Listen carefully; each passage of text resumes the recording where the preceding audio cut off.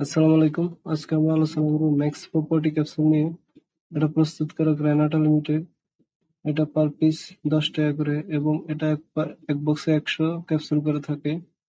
এটা পার স্টিপে 10টি ক্যাপসুল করে থাকে।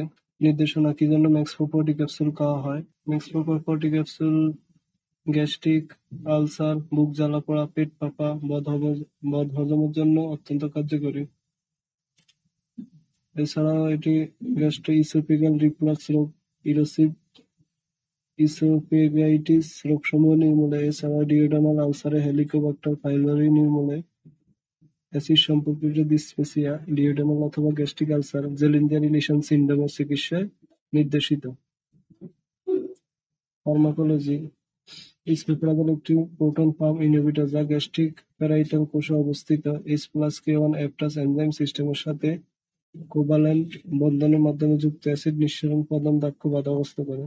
ইসমিপ্রাজল, ওমিপ্রাজল যা আইসোমার প্রোটন পাম্প ইনহিবিটর প্রথম একক অপটিক্যাল আইসোমার এবং রেসিমিক প্রোটন পাম্প অপেক্ষাকৃত অধিকতর অ্যাসিড নিয়ন্ত্রণ করে। ওষুধের মাত্রা সেবনবিধি: ম্যাক্সপ্রো ক্যাপসুল অবশ্যই খাবার 1 ঘন্টা পূর্বে সেবন করা উচিত। এটি ক্যাপসুল 40 মিলিগ্রাম। ডাক্তারগণ একটি করে দিনে 2 বার দিয়ে থাকেন। পার্শ্বপ্রতিক্রিয়া: মৃদু অস্থায়ী পার্শ্বপ্রতিক্রিয়ার মধ্যে রয়েছে মাথা ব্যথা, ডায়রিয়া, বমি ভাব, তলপেটে ব্যথা, কোষ্ঠকাঠিন্য।